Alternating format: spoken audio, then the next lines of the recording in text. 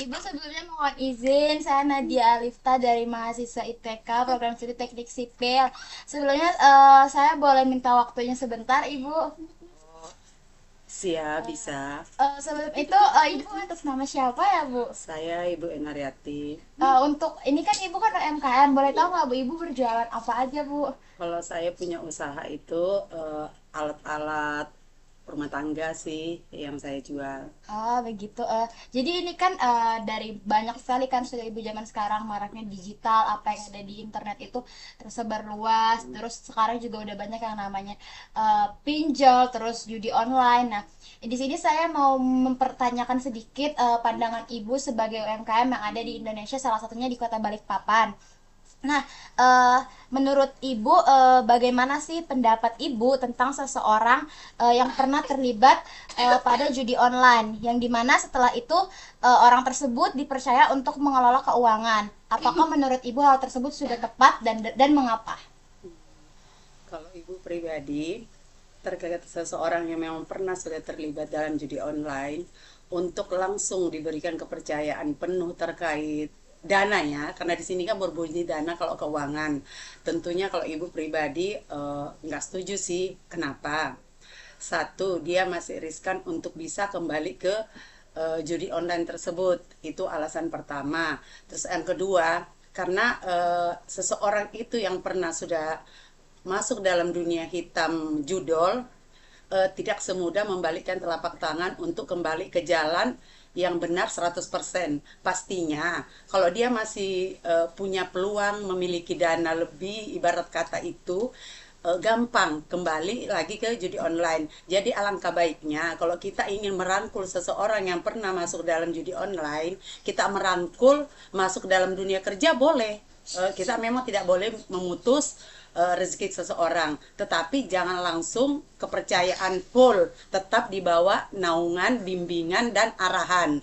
Jadi jangan langsung dia yang memegang alih dalam keuangan. Bisa diberikan apakah sekedar membantu di perusahaan tersebut atau menjadi anak buah atau inilah, tapi jangan langsung terlibat di bagian keuangan. Karena kenapa? Seseorang yang memang udah pernah masuk itu tidak semudah apa yang kita lihat, karena kita tidak tahu hati seseorang itu apa benar-benar dia itu sudah sadar atau memang masih bisa kembali. Nah, karena itu kita rangkul dia masuk dalam dunia kerja, tetapi jangan langsung memegang di bagian seperti yang adik tadi tanyakan keuangan ya.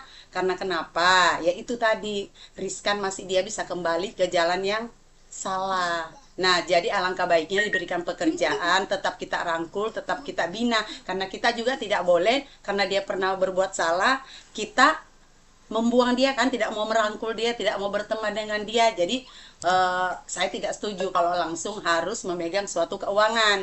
Alangkah baiknya kita membina dia, pelan-pelan merangkul dia masuk di dunia kerja. Tetapi ya itu tadi deh, seperti yang Ibu sampaikan, jangan langsung di bagian pemegang keuangan, ya kan? Karena judi online-nya ini loh, ibarat kata air yang sudah tercemar, tadinya bersih kan, dia sudah tercemar kan, untuk mengembalikan dia menjadi jernih kan butuh proses. Sama dengan judi online, dia sadar pun butuh proses. Tidak langsung, oh saya sekarang udah enggak lagi, langsung kita percaya 100% tidak. Tetapi satu pendapat Ibu, jangan tidak dirangkul, tetap kita harus rangkul, kita harus bina. Jangan kita memutuskan silaturahmi hanya karena dia pernah berbuat salah. Nah itu sih kalau pendapat untuk Ibu. Nah, kembali ke adik, karena adik yang tentunya lebih tahu, karena Ibu kan hanya seorang pengusaha kecil. Makasih. Apa puas dengan jawaban Ibu? Terima kasih Ibu atas jawaban yang sudah diberikan. Ya, makasih. Baik, sebelumnya perkenalkan nama saya Suci Kurniasa Putri dengan NIM 08251138. Saya dari Program Studi Perencanaan Wilayah dan Kota angkatan 2025 dan saya berasal dari kelas Pancasila D. Jadi di sini menurut saya seseorang yang pernah terlibat dalam judi online tidak tepat jika langsung ditempatkan dalam pengelolaan keuangan di suatu organisasi, terutama jika tidak adanya proses penilaian dan pengawasan yang jelas. Alasannya, pengelolaan keuangan membutuhkan tingkat integritas, tanggung jawab, dan juga kepercayaan yang sangat tinggi. Judi online sendiri pada umumnya berkaitan dengan kebiasaan mengambil resiko berlebihan terhadap uang dan dalam banyak kasus bisa menunjukkan adanya masalah dalam pengendalian diri terhadap keuangan. Hal ini tentu bisa menjadi pertimbangan serius karena orang yang mengelola uang dalam organisasi harus mampu bersikap objektif disiplin, dan tidak mudah tergoda untuk menggunakan uang secara tidak semestinya. Namun di sisi lain kita juga perlu melihat secara lebih adil bahwa masa lalu seseorang tidak selalu menunjukkan masa depannya sepenuhnya. Jika orang tersebut sudah benar-benar berubah, tidak lagi terlibat dalam aktivitas judi online tersebut, memiliki bukti perilaku yang lebih baik, serta melalui proses pembinaan dan pengawasan, maka masih ada kemungkinan untuk diberikan kesempatan. Tetapi dengan catatan harus ada sistem kontrol yang kuat seperti audit rutin dan transparansi dalam pengelolaan keuangan. Dan kesimpulan yang dapat saya ambil, menurut saya lebih baik dan lebih aman jika seseorang yang pernah terlibat dalam judi online tidak langsung ditempatkan pada posisi pengelolaan keuangan, kecuali sudah ada jaminan perubahan perilaku dan sistem pengawasan yang cukup kuat.